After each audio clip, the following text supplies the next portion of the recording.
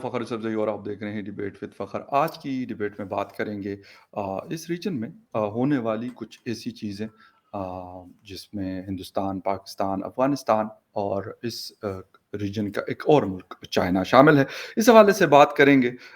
ख़बरें ये आ रही है कि जी हिंदुस्तान जो है वो चाइना के लिए अपने आप को तैयार कर रहा है, वो वेपन्स खरीदने के हवाले से हो या बाकी चीज़ें हों। इस पे बात करेंगे। अफ़गानिस्तान में तालिबान को 1 साल कंप्लीट हो चुका है।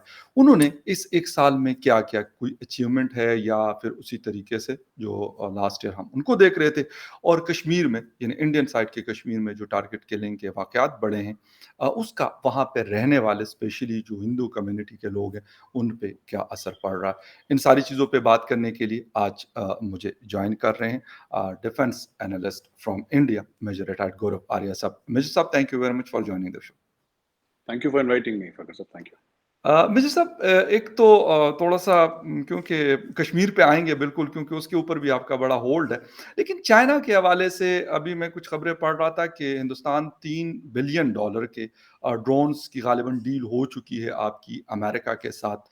तो अब क्या ये वाक़ई इसी तरीके से, क्योंकि 30 ड्रोन और उसका मतलब $3 अरब एक बहुत बड़ी अमाउंट है, और मैं इसलिए बड़ी अमाउंट कहूँगा, शायद हिंदुस्तान के हवाले से इतनी ना हो, लेकिन इस वक़्त क्योंकि पाकिस्तान 1 और 2 और $3 अरब के लिए बड़ी मुश्किल जिसे कहते हैं चीज़ों से गुज़र रहा है, इसलिए मैं कह रहा हूँ कि एक बड़ी डील है बहरहाल।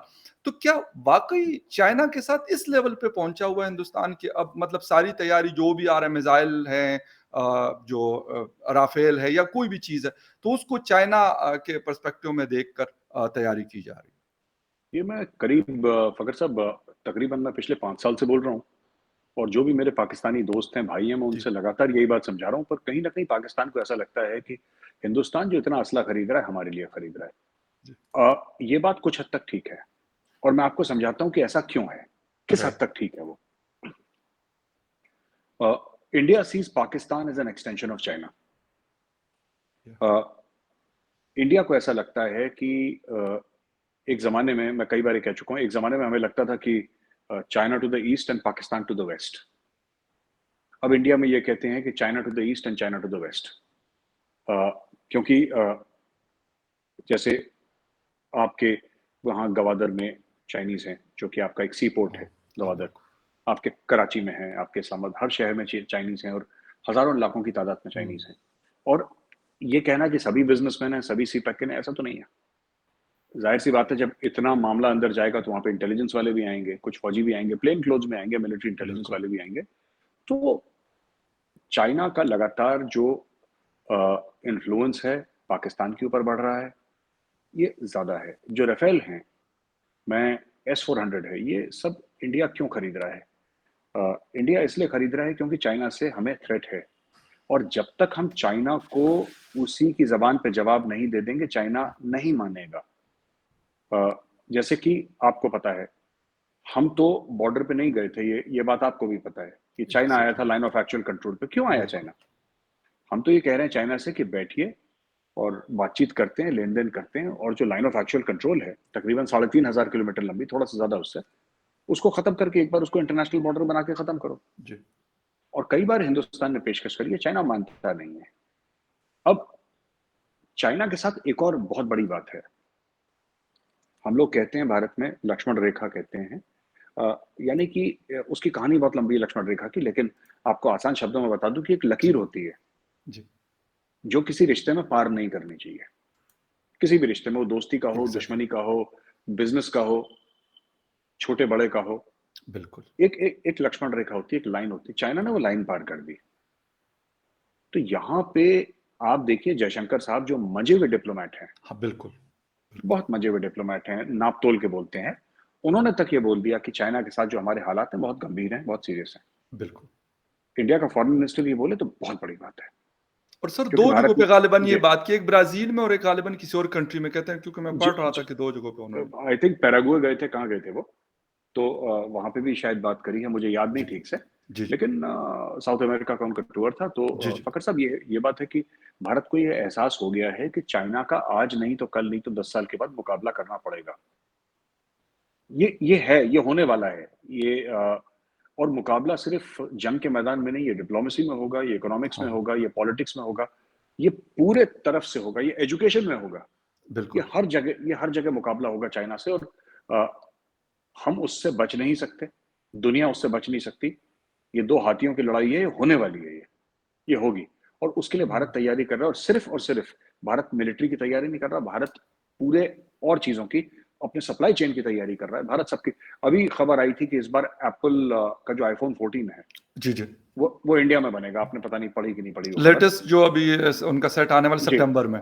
हाँ, सितंबर में वो भारत में बनेगा। चेन्नई तमिलनाडु है, एक राज्य है, चेन्नई ज़बरदस्त। तमिलनाडु, तो इसकी कैपिटल है चेन्नई, पहले मद्रास जी, जी। बोलते थे। जी, तो जी, बिल्कुल।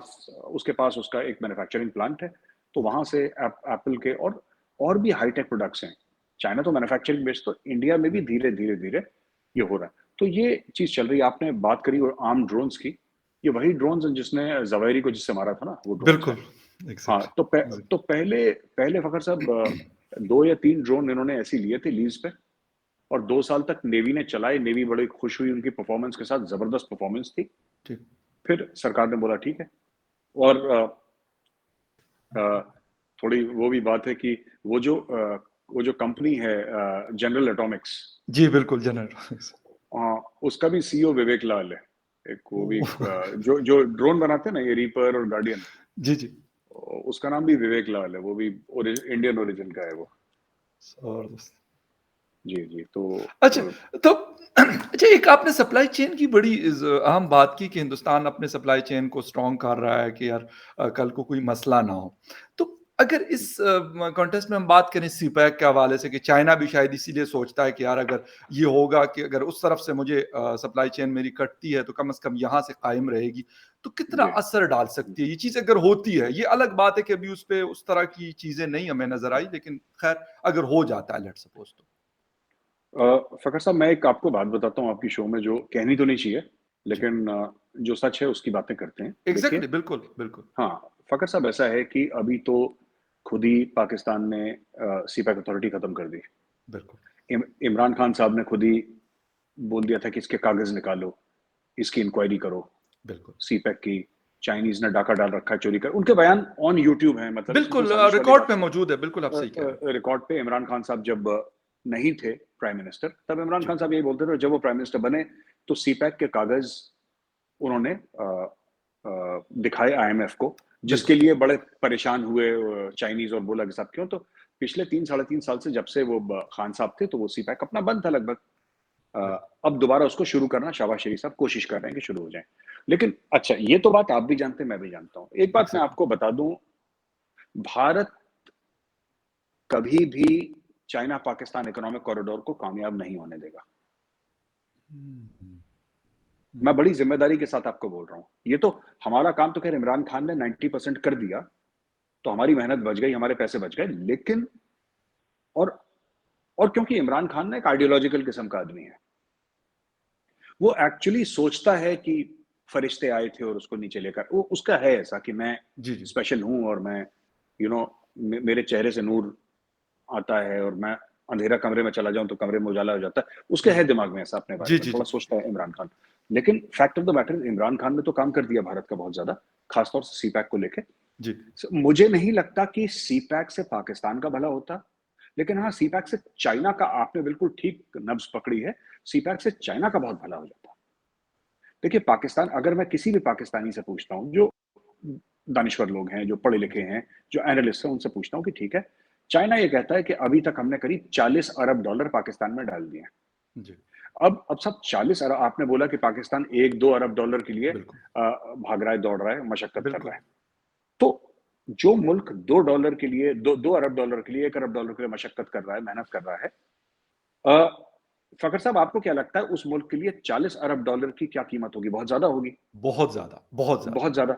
बहुत ज़्यादा। अगर चीनी कहते हैं कि उन्होंने $40 अरब पाकिस्तान में डाल दिए हैं, तो कोई ये तो बताए कि कितनी नौकरियाँ पाकिस्तानियों को मिली हैं, कितने बिज़नेसेस खुले हैं, क्या स्टैंडर्ड ऑफ लिविंग है, पाकिस्तानी रुपये डॉलर के मुकाबले कितना म म कुछ तो हुआ होगा जब आपने बिल्कुल, आपने उसका किसी कोई मुल्क में। इम्पैक्ट तो नज़र आना चाहिए ना। हाँ, हाँ, और ये काफ़ी सालों से चल रहा है, ऐसा नहीं कि अचानक उन्होंने एक दिन बैंक में डाल दिए 40, नहीं, ये तो एग्ज़ैक्टली, कई सालों से सीपैक हम सुन रहे हैं, बिल्कुल, चल रहा है। बिल्कुल। तो मेरा सिर्फ़ एक बात ये कहनी है कि इसका पॉज़िटिव असर क्या पड़ा? एक दिन आएगा सीपैक, उस दिन दूध और शहद की नदियाँ बहेंगी, एक दिन छोड़ दीजिए, अभी तक कोई ये बता दे कि साहब ऐसा है कि सीपैक की वजह से ये 1000 जॉब्स क्रिएट हुए हैं, 100-200 बिजनेसेस क्रिएट हुए हैं हुँ, जो सीपैक के।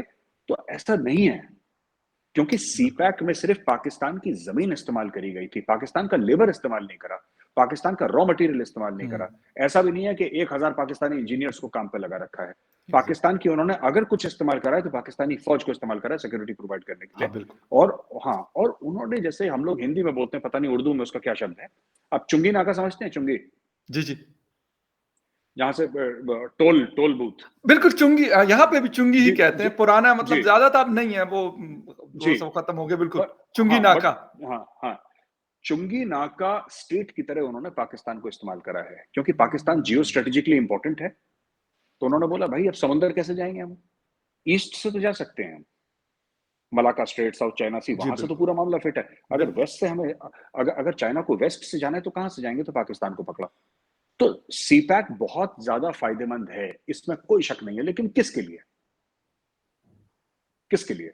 ये पाकिस्तान के लिए फायदेमंद हुँ, नहीं है, ये चीन के लिए फायदेमंद है। और अगर ये होता भी, राइट, कुछ भी, देखिए मैं ज्यादा तो क्या बोलूंगा इसमें, आप खुद समझदार हैं, आप खुद जानते जी, हैं। जी। इमरान ने, जाने अनजाने मुझे नहीं पता, इमरान ने, जी, पर जी। इमरान ने वो काम कर दिया है भारत के लिए जो हमारे कई सारे मिनिस्टर्स मिलकर नहीं कर सकते थे। उसने, देखिए ना आप, मैं आपको समझा देता हूँ, ये डायलॉग नहीं मार रहा मैं, सिर्फ ये जुमला जी, नहीं है, बिल्कुल ठीक। मैं आपको बताता हूँ। एग्ज़ैक्टली। मुल्क के 3-4 खंबे होते हैं, पिलर्स होते हैं जिस पर मुल्क बैठा रहता है। जी, उसमें से एक जुडिशरी है, जुडिशरी को तो धमकी दे रहा है वो खुलेआम, बिल्कुल, खुलेआम बिल्कुल, धमकी दे रहा है। दे रहा एग्ज़ैक्टली। है धमकी कि मैं देख बिल्कुल, लेना, मैं बिल्कुल कर दे रहे दूँगा, हैं। हाँ। स्टेज पे खड़े ठीक है? होके बता रहे हैं। स्टेज पे खड़े होके, एक जी, जुडिशरी होती है, एक फौज होती है। बिल्कुल, फौज के खिलाफ आप ट्रेंड चला रहे हैं, बाजवा ट्रेटर अपने खुद के आर्मी चीफ को एग्ज़ैक्टली। उल्टी-सीधी बातें कह रहे हैं। ठीक है जी? दूसरी चीज़, चाइना पाकिस्तान इकोनॉमिक कॉरिडोर आपने 3 साढ़े 3 4 साल के लिए बंद रखा। हाँ, आपने फाइनेंशियली डब्बा-गुल कर दिया। हाँ, बिल्कुल। ठीक है? चौथी चीज़, इमरान खान ने जो, ये हर एक मुल्क की सबसे बड़ी चीज़ होती है पॉलिटिकल स्टेबिलिटी। यस, जब से इमरान खान की कुर्सी गई है भारत में, बिहार में सत्ता पलटी है, बिल्कुल। Yes, exactly. अ, मुंबई में, महाराष्ट्र में सत्ता पलटी है, जी, इंग्लैंड में देख लीजिए आप, बोरिस बोरिस जॉनसन चला जॉनसन गया, वाला। जी। उसकी सत्ता।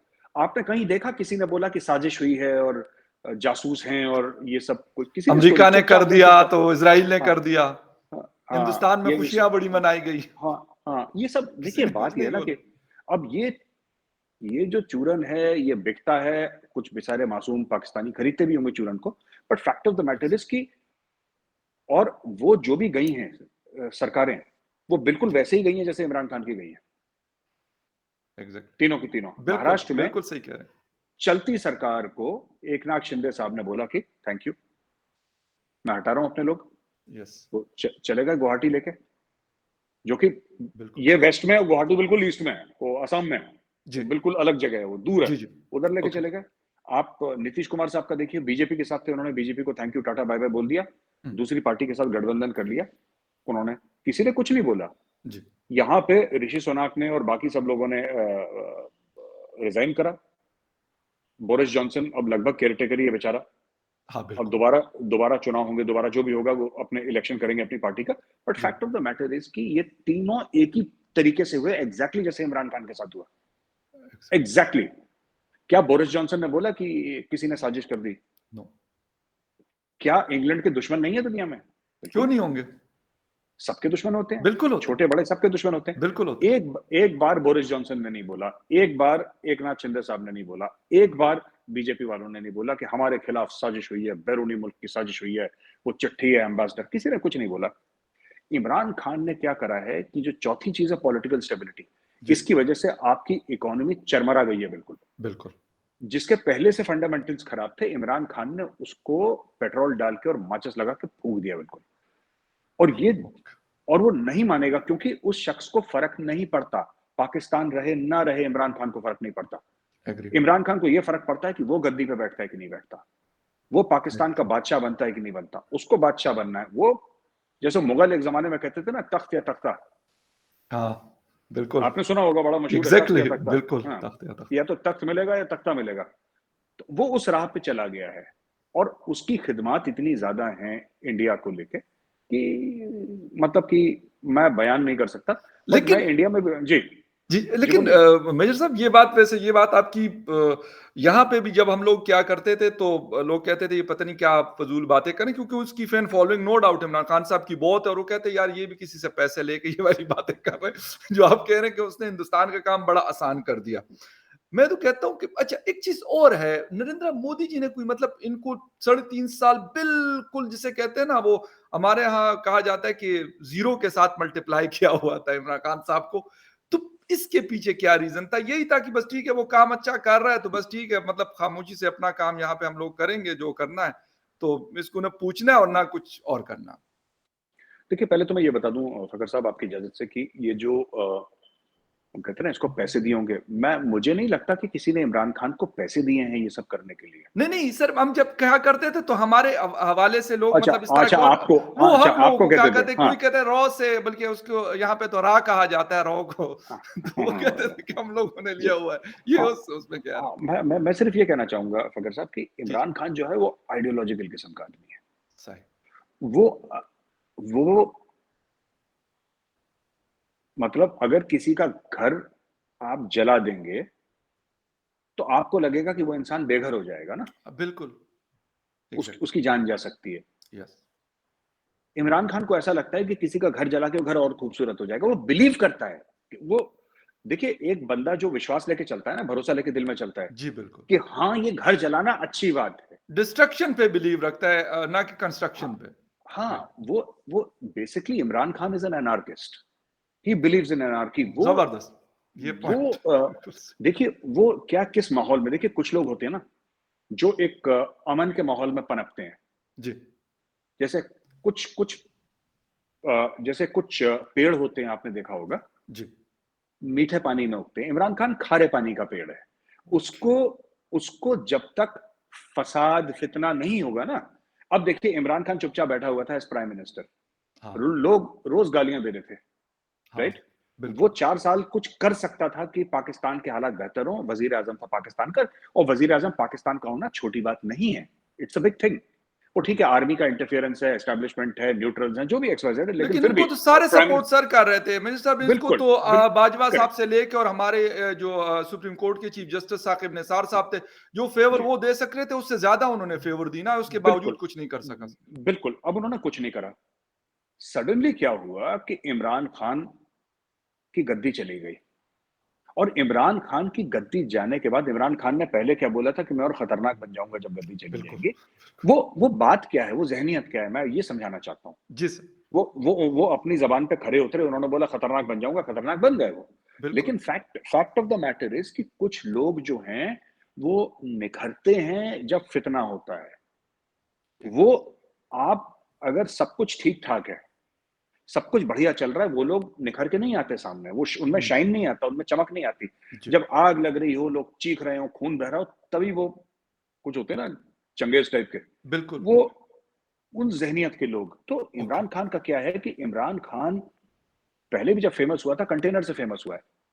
यस, जब तारीख याद करेगी इमरान खान को, तो इमरान खान की 4 साल की पॉलिसीज़ याद नहीं करेगी तारीख। जब एग्री। तारीख लिखी जाएगी तो क्या ये बोलेंगे इमरान खान ये पॉलिसी लाया था और मुल्क को ऊपर नहीं। इमरान खान ये कि इस ये जो बंदा था इसने ये कंटेनर पे खड़ा हो गया, इसने एहतजाज करा, इसने जलसे करे। ये इमरान खान की लेगेसी है जिससे काम रुकता है। मैं ये बताना चाह रहा हूँ, जिससे ज़बरदस्त। काम रुकता है। आपकी बिल्कुल, ज़िंदगी में जिसमें आपकी ज़िंदगी में परेशानी हो, एग्री। तो ये लिखा जाएगा कि जैसे ना कि कोई बादशाह है, कोई बहुत सड़कें बनाता है लोगों के लिए।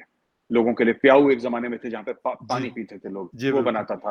लोगों बिल्कुल, से लगान कम कम लेता था। बिल्कुल, लोगों को गेहूँ फसल उगाने में मेहनत करता था वो। बिल्कुल। वो जो बादशाह हैं, वो अलग तरीके से याद करे जाते हैं। एक था जो घोड़े पे बैठ कर आए और सबके सर कलम करे। तो इसने सर किसी के कलम नहीं करे, लेकिन इसने एक ऐसा माहौल बना दिया है कि अब मुझे तो इतना लगता है, मेरा एनालिसिस ये है जी, कि ये फितना में पनपता है ये। अच्छा, आपने मोदी जी की बात की कि मोदी जी, जी ने साहब जवाब क्यों नहीं दिया? जी। इसकी 2 वजूहात हैं। राइट। पहली पहली वजह तो ये है कि इमरान खान ज़ातियात पे उतर आए। हाँ, हाँ, बिल्कुल। और ये बाजवा साहब के साथ भी ज़ातियात पे उतरा है। बिल्कुल सही कह रहे हैं। ये देखिए कभी नहीं करना चाहिए, एग्री सर। कभी नहीं करना चाहिए। देखिए बात होती है ना कि मैं आपसे गुस्सा हो जाऊँ, जी, बिल्कुल। मैं आपसे बिल्कुल सही। गुस्सा हो जाऊँ, है बिल्कुल ना? हो सकता तो बिल्कुल, आप मुझे माफ़ कर देंगे कि मैं बोलूँ फ़खर साहब मैं आपका दोस्त हूँ, मैं माफ़ी चाहता हूँ, आप बोलेंगे ठीक है मेजर साहब मैं आपको माफ़ कर दूँ। बिल्कुल होता है। बिल्कुल। पर अगर पर अगर मैं इंसल्ट करूँगा तब आप कभी माफ़ नहीं कर देखिए इंसल्ट अलग चीज़ होती है, गुस्सा अलग चीज़ होती बिल्कुल है। ठीक, एग्री सर। एज़ अ बि फ्रेंड मेरा पूरा हक है आपसे गुस्सा करने का, आप क्या बिल्कुल क्यों ठीक, मुझसे गुस्सा कर रहे बिल्कुल एग्री सर। हैं? ये क्या करता है कि इमरान खान ने क्या करा है, इमरान खान जी ने पूरा का पूरा एक माहौल इतना ज़्यादा पिच पे ले गए वो। तो मोदी जी ने क्या करा, मोदी जी भी पुराने खिलाड़ी हैं। उन्होंने बोला मैं जवाब ही नहीं देता जाओ। अब बताओ, इमरान खान ने फिर 370-35 से हटा उसके बाद ज़्यादा हो गया मामला। बिल्कुल, तो जब बिल्कुल। ज़्यादा हुआ तो 370-35 से जब इमरान खान ने बोला कि भारत के साथ हम कोई बातचीत नहीं करेंगे, ट्रेड बंद कर लेंगे, भारत को यही तो अपॉर्च्युनिटी चाहिए थी। भारत को अपॉर्च्युनिटी मिल गई, हुँ, इमरान खान फँस गया। कैसे फँस गया?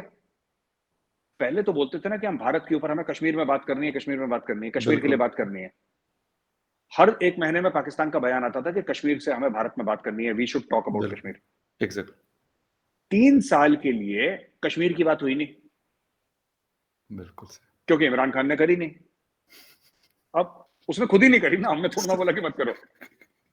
इमरान खान को डिप्लोमेसी कैसे फॉरेन अफेयर्स कैसे मैनेज करना है, या तो इमरान खान को गाइड नहीं करा किसी ने, हुँ, या हुँ। इमरान खान को किसी ने समझाया ही नहीं।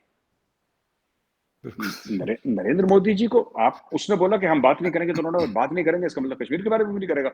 वेरी गुड, बल्ले-बल्ले जाओ खत्म करो। वो बोलता रहा, इन्होंने ट्वीट का जवाब नहीं दिया वो बेचारा, वो उसको पता ही नहीं हुआ कि उसके साथ क्या गेम हो गया। इमरान खान को पता ही नहीं लगा उसके साथ क्या गेम हो गया। ये बात है सही, पीछे। सही, सही लेकिन मतलब बेड़ा गर्क करके उसने बड़ा मतलब ज़बरदस्त किस्म का बेड़ा गर्क किया हुआ है। कोई साढ़े 3 सालों में जो आप बता रहे हैं कि ठीक है, हिंदुस्तान तो उस अपने हिसाब से उसको देख रहे हैं, लेकिन जो यहाँ पे उन्होंने हमारे साथ किया, वो भी कोई कम उसने नहीं किया। और अच्छा मेरे एक और साथ चीज़ फ़खर जी, जी, साहब, प्लीज़, म प्लीज़, प्लीज़। माफ़ी चाहूँगा मैं बीच में बोल रहा हूँ। हर एक चीज़ का ना एक मोमेंटम होता है, जी। हर एक चीज़ का। जो आप लोग 70-72 साल से कश्मीर का मोमेंटम छोटा था, बड़ा था, हाँ, ऊपर था, नीचे हाँ, था, एक बिल्कुल। मोमेंटम था। इमरान खान ने सबसे बड़ी जो खिदमत करी है भारत की, उसने वो कश्मीर के बयानिए का मोमेंटम तोड़ दिया। 3 हुँ, साल से उसके ऊपर बात नहीं, अब आप दोबारा मोमेंटम शुरू करेंगे ना, तो बिल्कुल खड़ी चढ़ाई है ऐसे। यस। क्योंकि एक बार मोमेंटम टूट जाए, फिर उसको दोबारा दोबारा बनाना बहुत मुश्किल है। बहुत मुश्किल होता है। इमरान खान ने 70 साल का मोमेंटम पाकिस्तान का कश्मीर का तोड़ दिया है इमरान खान ने। ज़बरदस्त, एग्ज़ैक्टली। अच्छा, मिर्ज़ा साहब ये आपने एक बात की कि मतलब हिंदुस्तान सिपेक को नहीं बनने देगा। तो किस तरीके से? बलूचिस्तान के रास्ते, अफ़गानिस्तान के रास्ते, अगर ये वाली चीज़ दोबारा शुरू होती क्योंकि काफ़ी अरसे से एक सुकून वाला माहौल तकरीबन नज़र आ रहा है। ठीक है, बलूचिस्तान में वो चीज़ें चल रही हैं, अभी भी चल रही हैं, कभी कम हो जाती है, कभी ज़्यादा हो जाती है। लेकिन दूसरी तरफ कश्मीर में बेहतर हालात है, अगर हम पिछले 3-4 सालों को देख लें तो काफ़ी बेहतरी नज़र आ रही है। ठीक है, वाक़यात होते रहते हैं। तो किस तरीके से वो इसको कर सकते हैं या डिप्लोमेसी के ज़रिए कर सकते हैं? जिस तरह अमेरिका की तरफ से अगर प्रेशर आता है पाकिस्तान में, तो फिर पाकिस्तान लाज़मी-सी बात है आईएमएफ से अगर पैसे लेगा तो वो फिर सारी चीज़ों को कुर्बान कर सकता है या इस तरीके से करेगा?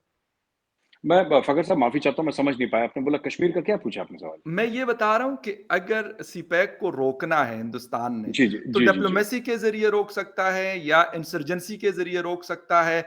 अगर वो बलूचिस्तान में कोई ऐसी चीज़ करता है हिंदुस्तान, तो यकीनन फिर पाकिस्तान कश्मीर में करता है।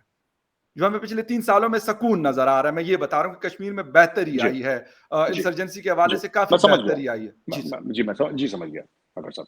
फ़खर साहब ऐसा है ना कि इंसर्जेंसी पूरे पाकिस्तान में, अगर जो कोई चीज़ और आप जैसे आप हैं, आप एक दानिश्वर हैं, आप एक पीस लविंग पर्सन हैं, लेकिन आपके पास या आपके दोस्तों के पास भी हथियार होंगे। मैं गेस कर रहा हूँ, मुझे नहीं पता। जी। आप तो कबायली इलाके से आपका ताल्लुक है, ठीक है, आप यूसुफ़ज़ई हैं, तो ज़ाहिर-सी बात है कि 1-2 AK-47 दाएँ-बाएँ तो मिल ही जाएँगी। तो ये ऐसे माहौल में क्या होता है कि जैसे बलोच हैं, बलोच के पास भी बिल्कुल हथियार, ऐसे हथियार हैं। मैं पाकिस्तान की वीडियोज़ देखता रहता हूँ, उसमें देखता है कि बंदा अपना वो किसी किसी के फंक्शन में गया, दावत थी, पता नहीं क्या था, एक बंदा अपना AK-47 ही भूल के चला गया होगा, उसने बोला किसी ने फिर कि भाई साहब आपका पड़ा हुआ है कुछ यहाँ पे, बिल्कुल। असला पड़ा हुआ है यहाँ पे। तो मेरा कहने का ये मतलब है कि लोग कहते हैं कि इंडिया बलूचिस्तान में सपोर्ट करता है। कैसे सपोर्ट करता है? जी, आप ट्रेनिंग पाकिस्तान में, आप बलूचिस्तान को छोड़िए ना, आप खैबर एग्ज़ैक्ट पख्तूनख्वा को छोड़िए, आप पूरे पाकिस्तान को ले लीजिए। फ़खर साहब, हथियार आप लोगों के पास इतने ज़बरदस्त हैं कि मैं क्या बताऊँ। शहबाज़ गिल के साथ पास AK-47 है। हाँ, बिल्कुल, शहबाज़ गिल के पास, वो बिल्कुल कह रहा सही, है लाइसेंस है मेरे पास। बिल्कुल, हिंदुस्तान में हम लोग तसव्वुर नहीं कर सकते कि किसी के हाँ, पास AK-47 हो। जी, बिल्कुल। मेरा खुद का वेपन लाइसेंस मैंने अप्लाई कर रखा है, मेरा नहीं हुआ थ्रू। और जबकि मेरी अच्छी जान-पहचान है, मैं मीडिया में हूँ, नहीं हुआ, नो नहीं हुआ। डाउट बिल्कुल, बिल्कुल, हाँ, इसमें कोई शक नहीं है। भारत में बड़ा मुश्किल है वेपन लाइसेंस मिलना, हम सोच नहीं सकते। तो हमारे यहाँ अगर पाकिस्तान को कुछ करवाना है, तो पाकिस्तान को ट्रेनिंग भी देनी होगी, पाकिस्तान को हथियार भी देने होंगे, पाकिस्तान को पैसे भी देने होंगे, पाकिस्तान को सब कुछ एग्ज़ैक्ट करना पड़ेगा, एक इकोसिस्टम क्रिएट करना पड़ेगा। बिल्कुल। पाकिस्तान में तो ऑलरेडी इकोसिस्टम है, क्योंकि यहाँ पे हुँ, लोगों ने ये बोल रखा है कि हमारा तो ये तो असला तो हमारा ज़ेवर है। बिल्कुल। ज़ेवर ऑलरेडी प्रेज़ेंट है वहाँ पे। अच्छा, हुँ, अ, बलोचों का वो भी है दिमाग में कि हमारे साथ गलत हुआ है, हाँ, और काफ़ी पाकिस्तानी भी कहते हैं उनके साथ गलत हुआ है। जी, तो जिस बंदे को ये लगता है कि उसके साथ गलत हुआ है और उसके हाथ में हथियार है, तो करेगा क्या वो? मैं क्या करूँगा, आप क्या करेंगे? मेरे हाथ में हथियार होगा और मुझे लगेगा मेरे साथ गलत हो, मैं क्या करूँगा? मैं भी हथियार एग्ज़ैक्टली। उठाऊँगा। तो ये जो चीज़ है, भारत को कुछ करने की ज़रूरत है ही नहीं। भारत क्या करेगा? हुँ, हथियार थोड़ी ना दे देगा। सही। हथियार हथियार उनके पास तो इंडिया से ज़्यादा हथियार पड़े हैं बलूचिस्तान में। बिल्कुल है, इसमें कोई शक दुनिया भर नहीं। के हथियार पड़े हैं। हाँ, तो इंडिया क्या दे सकता है उनको? अगर इंडिया क्या ज़्यादा से ज़्यादा क्या इंडिया दे देगा उनको? पैसे दे हुँ, देगा। हुँ, हुँ, ज़्यादा से हुँ, ज़्यादा अगर इंडिया दे रहा सही, है तो, सही। पैसे दे देगा। हथियार उनके पास है, लड़ने की वजूहात उनके पास हैं, हुँ, मोटिवेशन उनके पास है, हुँ, बस। वो ओके। दूसरी चीज़ जी, जी। दूसरी चीज़ जो सी-पैक आता है, ये कहाँ से आता है? ये तो गिलगिट-बाल्टिस्तान से आता है। बिल्कुल। और जिस एरिया को हम पाकिस्तान ऑक्यूपाइड कश्मीर बोलते हैं, आप लोग आज़ाद कश्मीर बोलते हैं, वहाँ पे भी अ, झंडे उठना शुरू हो गए, जी। पाकिस्तानी फ़ौज के खिलाफ। आपको क्या लगता है कि ये सब चीज़ें बलूचिस्तान में आग लग रही है, क्योंकि बलूचिस्तान में सी-पैक खत्म, मेरी बात ध्यान से सुनिएगा, जी, जी। बलूचिस्तान में सी-पैक खत्म होता है और पाकिस्तान ऑक्यूपाइड कश्मीर में हलचल हो रही है, जहाँ से पाकिस्तान के लिए सी-पैक शुरू होता है। बिल्कुल। जहाँ पे शुरुआत में और एंड में दोनों जगह आग लगी हो, चाइना क्या करेगा उसका? हुँ, सही, क्योंकि every business must have a return. Exactly, basic है।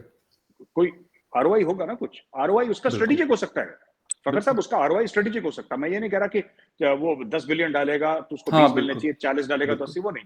उसका स्ट्रेटेजिक होना चाहिए, बट हर समय चाइनीज़ इस डर में रहेगा, इस डर में रहेगा कि यार कुछ हो ना जाए यार, हुँ, कुछ कुछ हो ना जाए। और चाइनीज़ डरपोक कौम है। राइट। ये और वहाँ पे जो आपके जो कबाइल के लोग हैं, जो पूरा आपका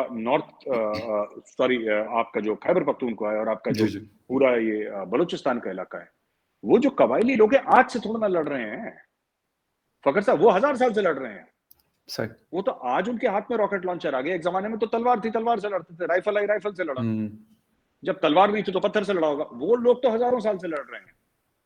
जो जंग है वो तो उनके खून में है। हुँ, आपको कबायली बच्चे को लड़ना सिखाना नहीं होता, वो माँ के पेट से जंगजू पैदा ही होता है वहाँ पे। क्योंकि आप हुँ, देख रहे हैं ना जो लड़ाई हो रही है, ये लड़ाई पंजाब में क्यों नहीं होती? बिल्कुल सही, ये सिंध में क्यों नहीं हो रही? बिल्कुल। ये खैबर पख्तूनख्वा में क्यों है? क्योंकि जिसको हम लोग मार्शल रेस का कॉन्सेप्ट है, वो लोग हैं ऐसे जिनको जो जंगी उस तरीके के हैं कि जी, जी, लड़ना है। तो सही। उधर उधर प्रॉब्लम है, तो ये चल रहा है, अच्छा चल रहा है फ़खर मिर्ज़ा साहब एक चीज़ और है मतलब थोड़ा-सा आते हैं वापस कश्मीर की तरफ सिपैक से। क्योंकि कश्मीर के अंदर भी समटाइम मैं सुनता हूँ आपके मीडिया से कि जी पाकिस्तान सपोर्ट करता है, चाइना सपोर्ट करता है क्योंकि वहाँ पे अगर इंस्टेबिलिटी रहेगी, डिस्टेबलाइज़ेशन रहेगी तो वो हिंदुस्तान वहाँ पे लाज़मी-सी बात एंगेज रहेगा। हर कंट्री इस तरह की अगर आपस में कोई क्लैशेज़ है तो फिर कोशिश वो करते हैं एक-दूसरे को जी। एंगेज करने की। सर आजकल टारगेट किलिंग बढ़ रही है। 2 दिन पहले मैं एक आर्टिकल पढ़ रहा था कि बहुत सारे हिंदू कम्युनिटी के लोग जो बाकी शहरों में हिंदुस्तान के रहते थे, वापस कश्मीर लाए गए। लेकिन उसमें से कुछ के इंटरव्यूज़ ये बता रहे थे कि हम यहाँ रहना नहीं चाहते, हम एक डर और खौफ में जी रहे हैं। हालाँकि गवर्नर साहब का भी स्टेटमेंट मैं पढ़ रहा था कि ये वाक़यात ना होने के बराबर है, जो पहले होते थे। क्या वजूहात है इस तरह की कि यही डर और खौफ पैदा करना चाहते हैं जो लोग ये कर रहे हैं, या कोई इसके पीछे कोई और रीज़न है? देखिए ऐसा है सब फ़खर साहब, टारगेटेड किलिंग्स 2-3 वजह से हो रही हैं। जी, कौन कर रहा है और क्यों कर रहा है? जी, एक ऑर्गेनाइज़ेशन है TRF, the resistance front. Right. अब ये बड़ा न्यूट्रल सा नाम है, द रेसिस्टेंस फ्रंट। सुनने में भी बड़ा ग्लैमरस लगता है कि भाई रेसिस्ट जी, कर रहे हैं, जी, जद्दोजहद जी। कर रहे हैं। जी, जी। ये तो लश्कर ए तैयबा का फ्रंट है। अच्छा, तो उन्होंने क्या करा कि अभी भी जो टेररिस्ट ऑर्गेनाइजेशंस वहाँ पे कश्मीर में ऑपरेट कर रही हैं, जी, उनके पैन इस्लामिक नेम्स हैं। जैश ए मोहम्मद, लश्कर ए तैयबा, हिज़्बुल मुजाहिदीन, एक जी, ज़माने में अल फरहान, ये हाँ, सब। तो क्योंकि उनके ऐसे नाम हैं, पाकिस्तान जब से एफएटीएफ में गया है, तो एक सेक्युलर टेररिज्म का महाज खोल दिया, सेक्युलर टेररिज्म। और ओके, इसका फर्क एफएटीएफ से पड़ा है। द रेसिस्टेंस फ्रंट क्या है? हम फ्रीडम फाइटर हैं साहब। हम भारत के इंडियन आर्मी बड़ी बुरी है और भारत बहुत बुरा है, तो उनके उनके उनके जुल्म के खिलाफ हम लोग लड़ रहे हैं। ठीक है, जी, अच्छी बात है, आप लड़ें। टारगेटेड किलिंग जो हो रही है कश्मीरी हिंदूज की, कश्मीरी पंडित्स की, जो बाहर से हाँ, लोग आ रहे हैं, उनकी इसलिए हो रही है क्योंकि एक कहावत है ना, किल वन फ्राइटन 10,000। एक कहावत है, एक को मारो 10,000 को खौफजदा कर दो। बिल्कुल, तो और जाहिर सी बात है, जो आदमी निहत्था है वो तो डरेगा ही। रात को 3 बजे वो सो रहा है, बीवी बच्चे सो रहे हैं, माँ बाप सो रहे हैं, भाई बहन है, आया किसी ने ठोक दिया, चला गया, तो वो खानदान वहां पे थोड़ी ना रहेगा, फिर वो चला जाएगा, जाहिर सी बात है। बिल्कुल, लेकिन मैं आपको एक बात बताना चाहता हूं कि ये जो पूरा मामला चल रहा है यहाँ पे कि ये हिंदुओं को मारा, हिंदुओं को तो मारा ही मारा है, और पहली बार नहीं मारा, हिंदुओं को काफी टाइम से टारगेट कर बिल्कुल, रहे हैं। बिल्कुल, एग्ज़ैक्टली, इन्होंने कश्मीर में मुसलमानों को भी मारा है। बिल्कुल सही। जो कश्मीरी जेएनके पुलिस का जो कश्मीरी मुसलमान जो हाँ, पुलिस बिल्कुल, वाला है, वो एक तो नमाज पढ़ के आ रहा था, उसकी पीठ पे गोली मार दी। यस, ये ऐसे खतरनाक लोग हैं ना। फिर कोई अपने बच्चे को कोई सामान दिलाने दुकान में ले जा रहा था, उसको मार दिया, उसके बच्चे के हाथ में गोली मार दी, किसी को घर में। तो ऐसी ऐसी बात नहीं है कि सिर्फ हिंदुओं को मार रहे हैं। ठीक है, जो इनको लगता है, जो मुसलमान है, कश्मीरी मुसलमान जो वतन परस्त है, इनकी डेफिनेशन जो है वतन परस्ती की, जी, जी, जो ये टेररिस्ट जो सोचते हैं अपने दिमाग में, इनको लगता है जो भारत की वर्दी पहना है या जो देश के लिए बोलता है, जर्नलिस्ट को मारा गया है वहां पे, जो देश के बिल्कुल, लिए बोलता है, उसको हटा दो रास्ते से, उसको जान से मार डालो। फिर हिम्मत ना करे कोई, वो टेरर, हाँ, टेररिज्म हाँ, मतलब बिल्कुल, politics by the use of terror, वो यस, टेररिज्म हो गई। इट्स अ बिल्कुल, पॉलिटिकल ऑब्जेक्टिव। जी, तो ये हिंदुओं की टारगेट किलिंग इसलिए हो रही है कि एक को मारेंगे, 10,000 घबराएंगे, 10,000 तो है भी नहीं बेचारे वहां पे, लेकिन एक को मारेंगे, कम कई लोग हैं। सौ घबरा जाएंगे, फिर वो चले जाएंगे। Idea is to create a Kashmir hmm, that has zero minorities. सबको मार दो, हुँ, हुँ, हुँ, हुँ, सबको मार दो एक साथ। और फिर, और हिंदू बचे कितने हैं, सिख बचे कितने हैं, मुट्ठी भर। बिल्कुल, उनको मार दो, उनको खत्म कर दो, फिर उसके बाद जो मुसलमान अपनी आवाज उठाए उसको खत्म कर दो। धीरे धीरे धीरे धीरे एक ऐसी जगह बना दो जहां पे पूरा टेररिज्म का होल्ड हो, जैसे इस्लामिक स्टेट आईसिस है, उस ओके। किस्म का माहौल बना दो। लेकिन तो बात इस यह है कि लेवल ये तक वो लोग पहुँच सकते हैं, मतलब उनकी इतनी स्ट्रेंथ है कि वो उस लेवल तक पहुँच नहीं, सकते हैं, या वो मतलब इसी तरीके से? नहीं उस लेवल, ये उनके ख्वाब हैं, ये कभी पहुंच नहीं पाएंगे, क्योंकि ओके, जो ये काम करता है वो मारा जाता है। राइट, लेकिन बात यह है कि जब भी कभी एक एक निहत्थे पे आप गोली चलाते हैं, अब ये देखिए, ये कभी फौज से नहीं लड़ेंगे। हुँ, कश्मीर में इंडियन आर्मी बहुत है, आप जाइए। बिल्कुल, आप काफ़ी। आप आप मर्द के बच्चे हैं तो आप जाइए ना, फौज से जरा दो दो हाथ हुँ, करिए, आप हुँ, भी दिखाइए कि भाई हमारी भी ट्रेनिंग हुई है बढ़िया ठीक। से।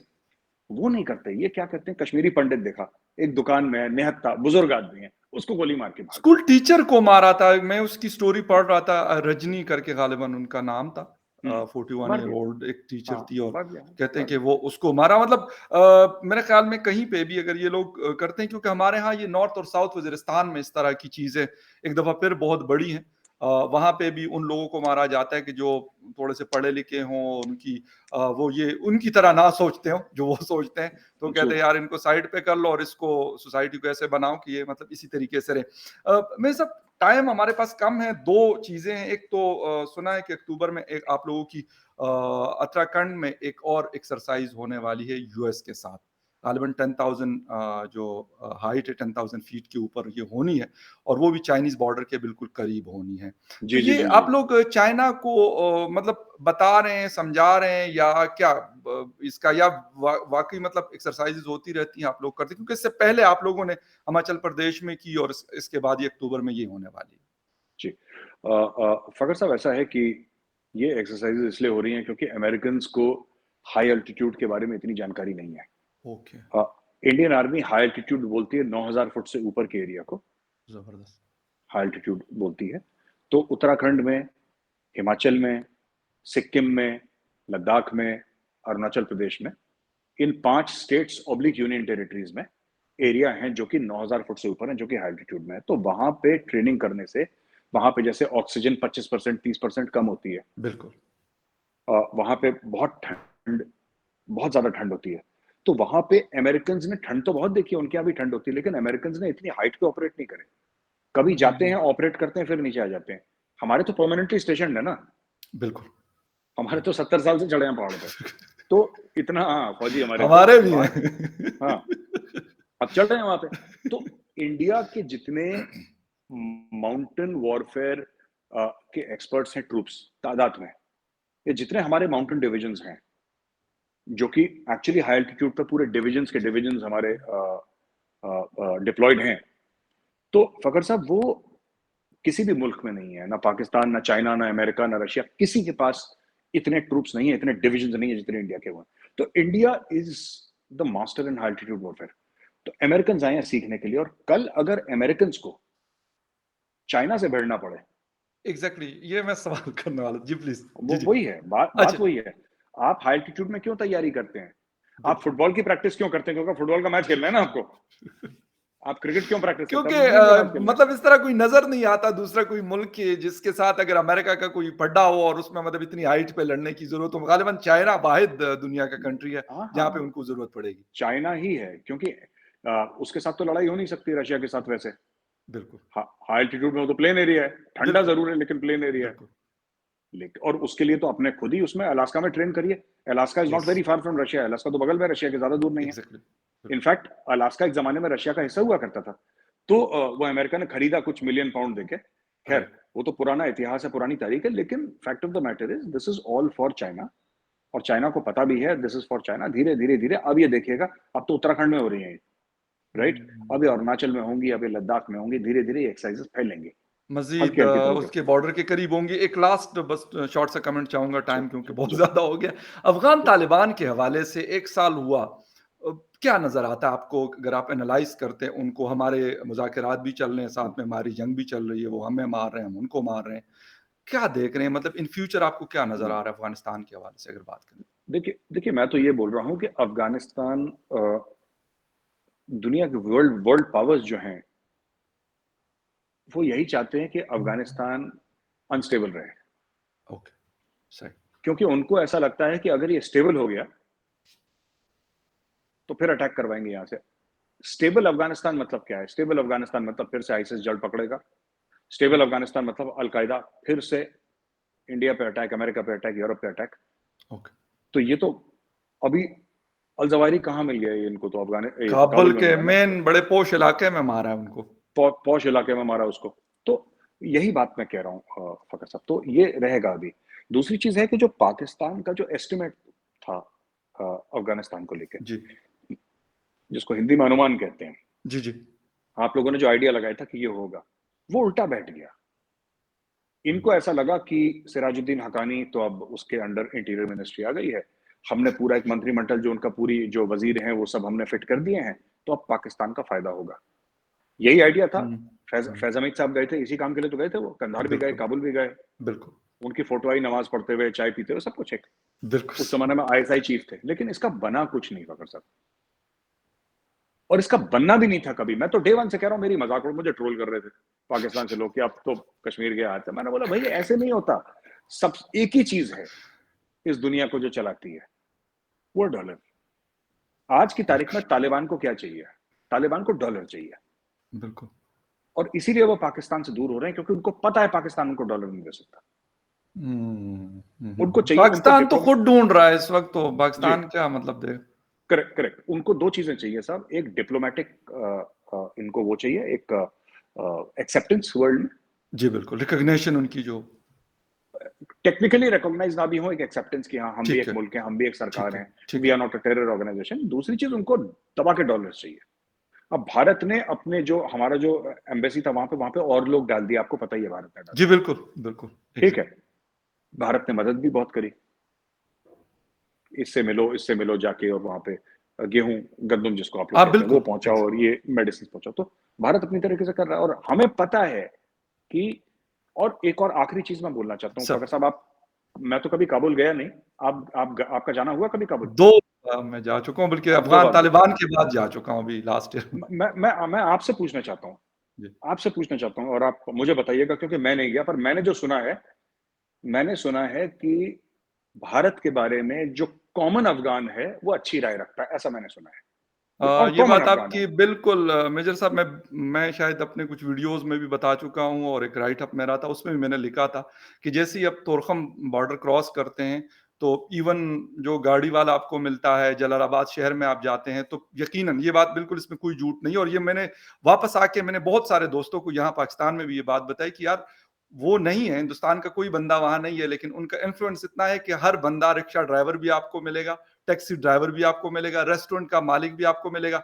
हिंदुस्तान की तारीफ करेगा, कोई गाली नहीं देगा, लेकिन पाकिस्तान के हवाले से उनके ख़्यालात और हैं, वो फ़र्क है। वो मतलब ठीक है, हमें तो एज़ अ पश्तून वो ठीक है, कोई मसला नहीं हुआ, लेकिन बाकी जब लोग गए हुए थे, एज़ अ जर्नलिस्ट गए थे, तो उनको बड़े प्रॉब्लम्स हुई थी, जिनको पश्तो जी, नहीं आती थी या लाहौर से कुछ लोग गए हुए थे और वो मैं नाम नहीं लेना चाहता उनका बड़े-बड़े, वो 3-3 4-4 दिन काबल स्टार होटल से जो है बाहर या सरीना से बाहर नहीं निकलते थे कि यार पता नहीं बाहर जाएँगे तो हो सकता है हमें थप्पड़ पड़ जाए। यकीन करिए मैं अब वो बहुत बड़े नाम है, मतलब अच्छा नहीं लगता कि मैं यहाँ उनके नाम लूँ, अच्छा नहीं है, लोग जी, बहुत उनकी वो करते हैं। तो वो पूछते थे कि यार हम बाहर जाएँगे तो पता नहीं कैसे जाएँगे? तो एक चीज़ है कि नो डाउट कि जी, आप लोगों ने जो भी जितना भी काम किया है, डैम्स बनाए या जो भी किया, लेकिन जो वहाँ पे और तालिबान के आने के बाद जिस गाड़ी में मैं ट्रैवल करता था, यकीन करें वहाँ पे इंडियन सॉन्ग्स चला करते थे। जो ड्राइवर था आसिफ उसका नाम था और जी, वहाँ पे मुझे पूछा भी था कि आपको मैंने कहा मैं तो सुनता रहता हूँ, मैंने कहा म्यूज़िक तो मुझे सारा पसंद है। जी, पर्शियन जी, लगाओगे, इंडियन लगाओगे, पश्तो लगाओगे, मैं कहा मैं सुन लूँगा। तो वो वही गाने उसके पास गाड़ी में चल रहे होते थे। तो जी, नो डाउट कि आप लोगों का मतलब एक मैं कहूँगा कि आप लोगों का एक बड़ा प्लस पॉइंट है वहाँ पर। जी, बिल्कुल। तो मेजर साहब यही है क्योंकि अब बातें ख़ैर बहुत सारी हैं, मैं मज़ीद जी, इसको ऐड करना जी, चाहता हूँ। लास्ट टाइम जी, भी हमारी वीडियो बहुत लंबी हो गई आपका बहुत शुक्रिया। होपफुली जब अगले दफ़ा आएँगे तो फिर और चीज़ें हैं उसके हवाले से और सिपेक के हवाले से भी एक अलग से शो करना मैं जी, इरादा बिल्कुल, रखता हूँ। तो बिल्कुल, होपफुली बिल्कुल। करेंगे। आपके टाइम का जी, बहुत शुक्रिया and viewers thank you thank very you. Much for watching debate with Fakhar Yousafzai. किसी और डिबेट में फिर मिलेंगे, तब तक के लिए टेक केयर एंड बाय।